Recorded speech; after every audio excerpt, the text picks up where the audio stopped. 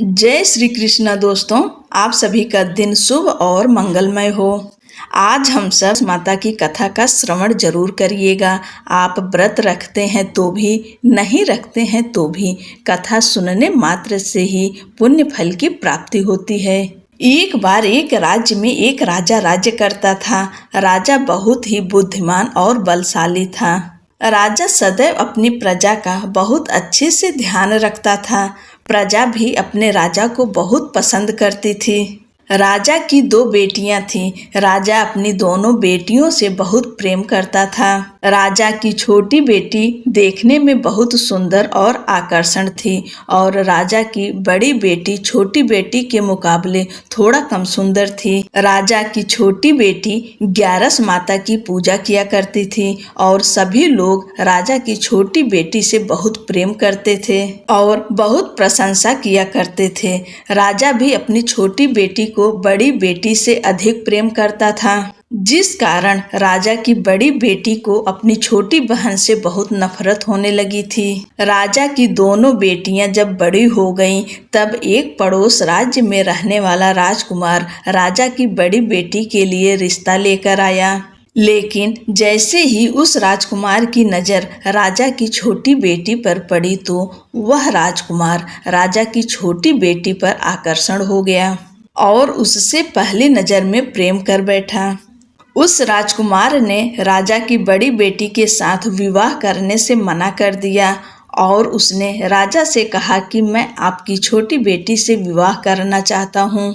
जिसके बाद राजा की बड़ी बेटी यह देखकर अपनी छोटी बहन से बहुत क्रोधित हो गई और राजा की बड़ी बेटी ने अपनी छोटी बहन को अपना सबसे बड़ा दुश्मन मान लिया।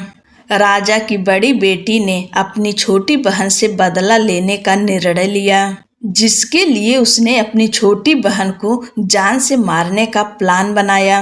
राजा की बड़ी बेटी ने अपनी छोटी बहन को मारने के लिए सबसे पहले एक लड्डू में जहर मिलाकर अपनी छोटी बहन को दे दिया और उसको लड्डू खाने के लिए कहा। लेकिन लड्डू खाने के बाद भी छोटी बहन को कुछ नहीं हुआ। बड़ी बहन यह देखकर बहुत आश्चर्यचकित हो गई, लेकिन बड़ी बहन ने हार नहीं मानी और उसने जब रात में छोटी बहन अपने कमरे में सो रही थी, तब एक मटके में सांप रखकर उसे कमरे में छोड़ दिया। लेकिन सांप भी छोटी बहन का कुछ नहीं कर पाया। जिसके बाद बड़ी बहन ने अपनी छोटी बहन से कहा कि चलो हम लोग कुएं से पानी भरकर लाते हैं। जिसके लिए वह अपनी छोटी बहन को पानी भरने के बहाने कुएं के पास ले गई और उसने अपनी छोटी बहन को कुएं में धक्का दे दिया। लेकिन छोटी बहन को तब भी कुछ नहीं हुआ, क्योंकि हर बार 11 माता उसकी रक्षा कर रही थी और उधर बड़ी बहन अपने सारे प्रयासों के बाद असफल हो रही थी, जिससे वह बहुत क्रोधित होती जा रही थी। फिर उसने अपनी छोटी बहन के पास जाकर उससे खुद ही पूछा कि मेरी छोटी बहन, तुमको पता है भगवान ने सबकी मृत्यु एक निश्चित समय पर लिखी हुई है और कैसे तुम्हारी मृत्यु होगी, क्या यह तुम जानती हो? तब छोटी बहन ने अपनी बड़ी बहन को बताया कि हाँ, मैं जानती हूँ मेरी मृत्यु कैसे होगी। छोटी बहन से यह सुनकर बड़ी बहन मन ही मन बहुत प्रसन्न होने लगी और उसने अपनी छोटी बहन से कहा कि तो मुझे अपनी मृत्यु का राज बताओ। छोटी बहन ने अपनी बड़ी बहन से कहा कि मेरी मृत्यु तो एक तोते में है, जो तोते के गले में एक हार है, उससे मेरी मृत्यु होगी। जब तक कोई भी व्यक्ति तोते को मार कर वह हार अपने गले में पहनेगा तो मैं मूर्छित हो जाऊंगी और जैसे ही उस हार को अपने गले से उतारेगा तो मैं वापस से जीवित हो जाऊंगी। अपनी छोटी बहन की मृत्यु का राज जानकर बड़ी बहन बहुत खुश हो गई और उसने अपनी छोटी बहन को मारने के लिए उसके पालतू तोते को ढूंढना शुरू कर दिया और छोटी बहन को इस बात का आभास हो गया था कि कोई उसकी जान लेना चाहता है। जिसके लिए वह अपने पिताजी के पास गई और उसने अपने पिताजी से कहा कि पिताजी, मेरी मृत्यु के बाद आप मुझे जलाइएगा मत, बल्कि आप मुझे अपनी पुरानी वाली हवेली में एक पलंग में लिटाकर छोड़ दीजिएगा। अपनी छोटी लड़की की यह बात सुनकर राजा बहुत आश्चर्यचकित हो गए। राजा ने अपनी छोटी बेटी से पूछा, बेटी, तुम ये क्या कह रही हो? तब राजा की छोटी बेटी ने बताया, पिताजी, समय किसी के लिए नहीं रुका है, कब क्या हो जाए किसी को कुछ पता नहीं है। और फिर राजा ने अपनी छोटी बेटी से कहा कि तुम ऐसी बातें क्यों कर रही हो? 2-3 दिन में तो तुम्हारा विवाह है। लेकिन छोटी बेटी ने अपने पिताजी को ऐसा करने पर मजबूर कर दिया और उनसे वचन ले लिया। राजा ने भी अपनी छोटी बेटी की बात स्वीकार कर ली और 2-3 दिनों के बाद जब शादी का समय आया तब राजकुमार बारात लेकर राजा के घर आया और राजकुमार और राजा की छोटी बेटी का विवाह शुरू हो गया। जैसे ही राजा की छोटी बेटी राजकुमार के साथ फेरे लेना शुरू करती है तो उसकी बड़ी बहन अपनी छोटी बहन के कमरे में जाकर उसके तोते को पकड़ लेती है और उसको जान से मार देती है। तोते के गले में जो हार था उसको अपने गले में धारण कर लेती है। जैसे ही बड़ी बहन उस हार को अपने गले में धारण करती है तो उधर छोटी बहन 3.5 ही फेरे ले पाती है और वहीं पर बेहोश होकर गिर जाती है। जिसके बाद राजा ने बड़े बड़े दर्द हकीमों को बुलवाया और अपनी छोटी बेटी का इलाज करने के लिए कहा। राजा की बात सुनकर वैद्य ने छोटी बेटी को जब चेक किया तो राजा को बताया कि आपकी छोटी बेटी ना तो जीवित है और ना ही मरी हुई है। यह मैं ऐसा पहली बार देख रहा हूँ। राजा ने वैद्य और हकीम को यह बात बाहर बताने से मना कर दिया और उनको कहा कि अगर तुमने यह बात किसी को बाहर बताई तो हम तुम्हें फांसी दे देंगे। राजा ने अपनी छोटी बेटी को पुराने महल में ले जाकर एक पलंग पर लिटा दिया और वहां पर कुछ सैनिक को तैनात कर दिया। वापस अपने महल पर आ गया। राजा की बड़ी बेटी अपने पिताजी के पास आई और कहने लगी, पिताजी, अगर यह शादी संपन्न नहीं हुई तो आपकी इज्जत का क्या होगा? आप कहें तो मैं आपकी इज्जत बचाने के लिए राजकुमार से शादी करने के लिए तैयार हूँ। जिसके बाद राजा ने बड़ी बेटी को छोटी बेटी के कपड़े पहनाकर मंडप पर भेज दिया। लेकिन राजकुमार यह जान गया कि यह राजा की छोटी बेटी नहीं है बल्कि यह राजा की बड़ी बेटी है। लेकिन जब राजकुमार ने शादी करने से मना किया तो सभी लोगों ने राजकुमार को विवश करके राजा की बड़ी बेटी से बचे हुए फेरों को संपन्न करा दिया और विवाह करवा दिया। जिसके बाद राजकुमार राजा की बड़ी बेटी को अपने महल ले गया। राजकुमार राजा की बड़ी बेटी से ना तो बात करता था, न ही उसको पसंद करता था और ना ही उसके आसपास भटकता था। और राजकुमार ने यह फैसला लिया था कि वह अपनी प्रेमिका को ढूंढ कर रहेगा और यह जानकर रहेगा कि उसके साथ क्या हुआ है। एक दिन राजकुमार अपने घोड़े पर सवार होकर राजा के पुराने महल के पास पहुंच गया, जहां पर उसने कुछ सैनिकों को देखा। महल के पास पहुंचकर राजकुमार ने जब महल को ध्यान से देखा तो वह समझ गया कि यह तो हमारे ससुर जी का महल है। तब राजकुमार ने सैनिकों से पूछा, तुम लोग यहाँ क्या कर रहे हो और इस महल के अंदर उस पलंग पे कौन लेटा है? जिसके बाद सैनिकों ने बताया कि यहाँ पर राजा की छोटी बेटी लेटी है। यह सुनकर राजकुमार बहुत प्रसन्न हो गया और वह तुरंत अपनी प्रेमिका के पास पहुँच गया और उसकी सेवा करने लगा। जैसे ही रात हुई तो राजा की छोटी बेटी उठकर खड़ी हो गई। राजकुमार यह देखकर बहुत खुश हो गया और उसने अपनी प्रेमिका से पूछा कि तुम यहाँ क्या कर रही हो? तुम मेरे साथ मेरे घर चलो।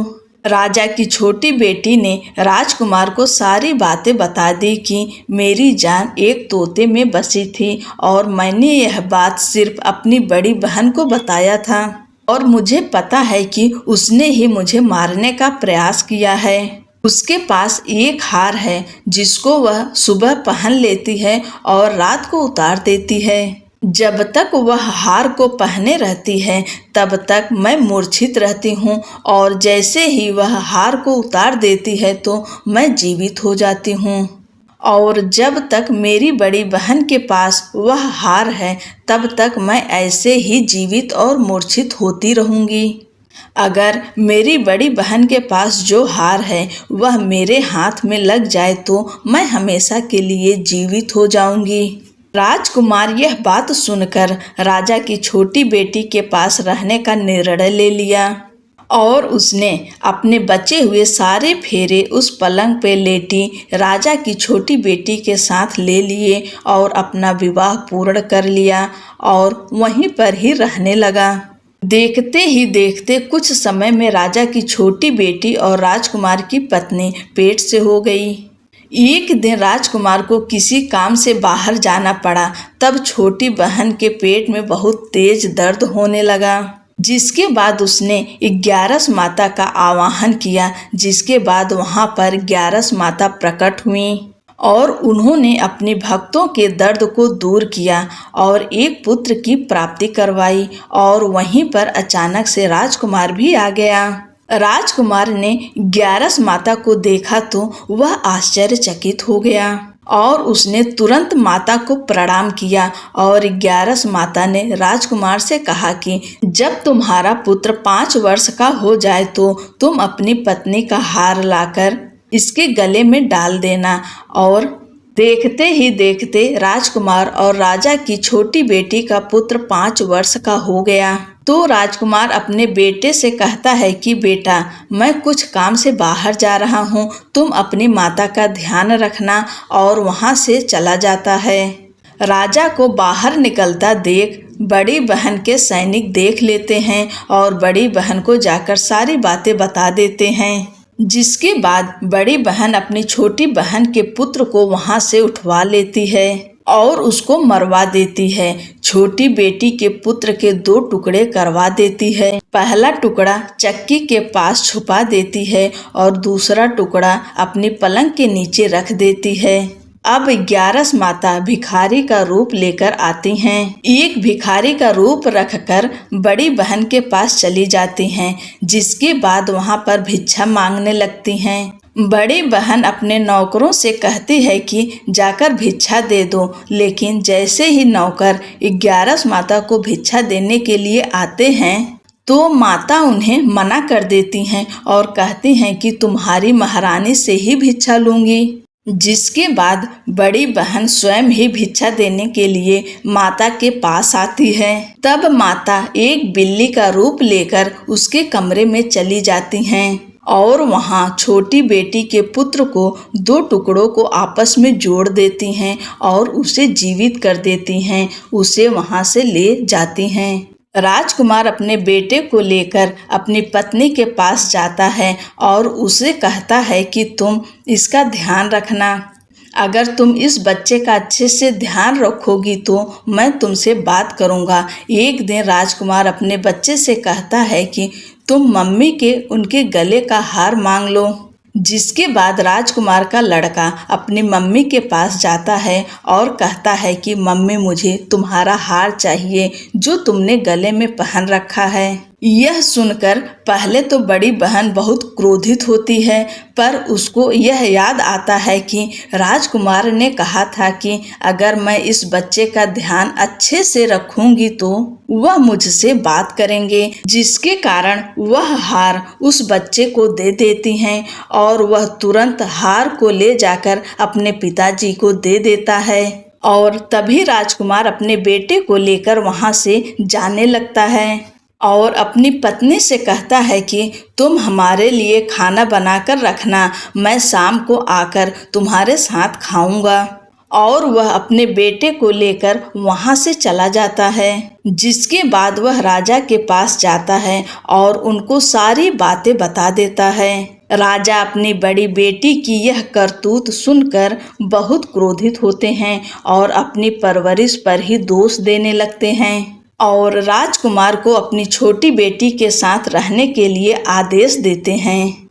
बोलो एकादशी माता की जय, 11 माता की जय। ही एकादशी माता, जैसे आपने राजा की छोटी बेटी के ऊपर अपनी कृपा, अपना आशीर्वाद बनाए रखी हैं, वैसे ही कहानी कहने, सुनने और हुंकारा भरने वाले सभी के ऊपर अपनी कृपा, अपनी दया बनाए रखिए। आप सभी को एकादशी व्रत की ढेर सारी शुभकामनाएं।